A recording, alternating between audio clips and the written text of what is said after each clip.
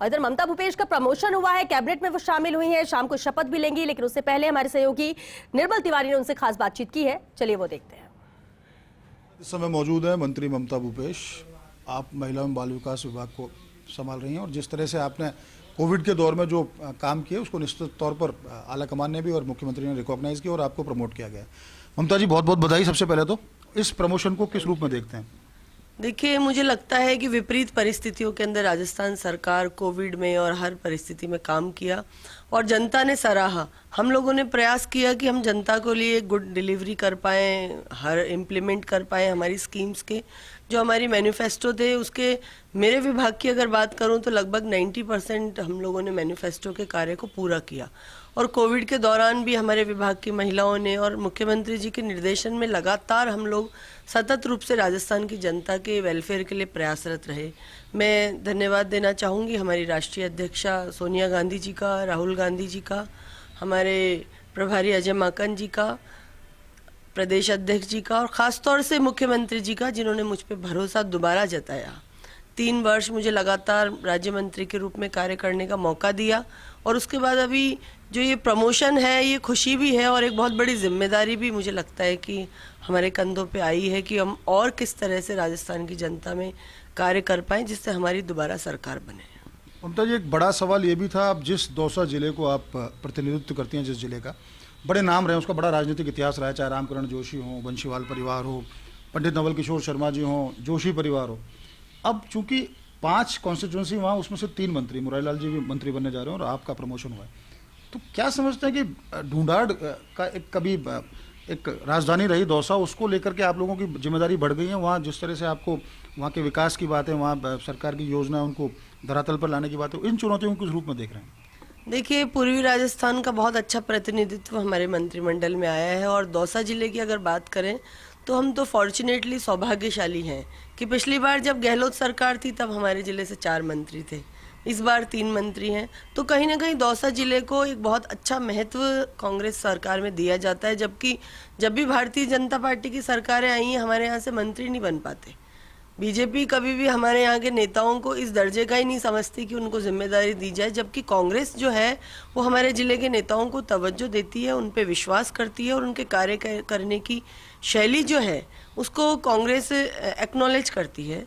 तो दौसा जिले को जो प्रतिनिधित्व दिया है हम उस पर खरे उतरेंगे और शुरू से जैसा आपने बताया कि हमारा राजनीतिक लीगेसी रही है कांग्रेस की।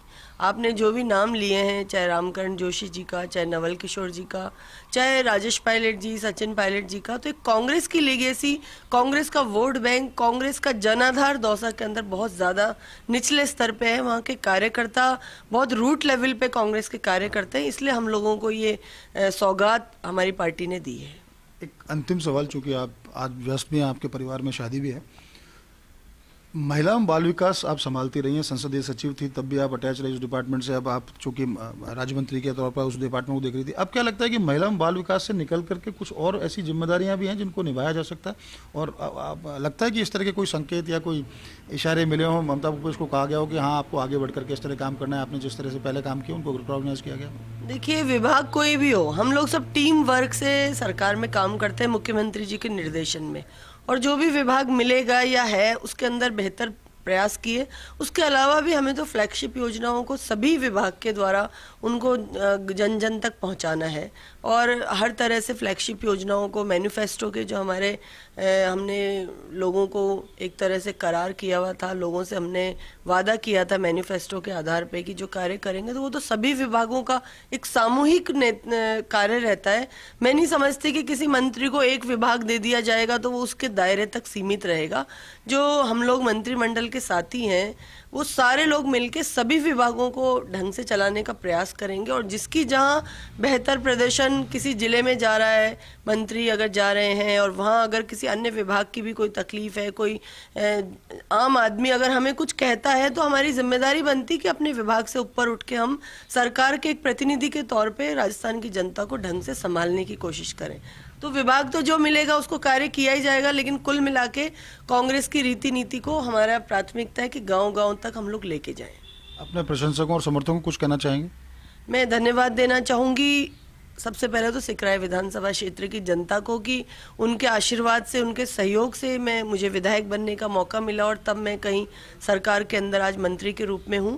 और मैं कहना चाहूँगी हमारे समर्थकों से कि आपका प्यार, विश्वास हमेशा मुझ पे बना रहे और मैं अपने नेताओं की, हमारे आला कमान की, मुख्यमंत्री जी की भावनाओं पे खरी उतर पाऊँ और राजस्थान की जनता जो हम में कार्य करने की एक क्षमता देखती है, उस क्षमता के आधार पे मैं पूरा कार्य कर पाऊँ। और हमारा सबका विजन है, मिशन है कि 2023 के अंदर हम राजस्थान में सरकार कांग्रेस की दोबारा लेकर आए और दोबारा बहुत ही अच्छे बहुमत से लेकर आए और उसके अंदर हम जनता के लिए फिर से सेवा करने का मौका मांग सके। चलिए, बहुत बहुत धन्यवाद। तो आप हैं ममता भूपेश, साफ कहती हैं कि जिस तरह से दौसा जिले की एक पॉलिटिकल लेगेसी रही है उसको आगे बढ़ाना है, बड़ी जिम्मेदारी है।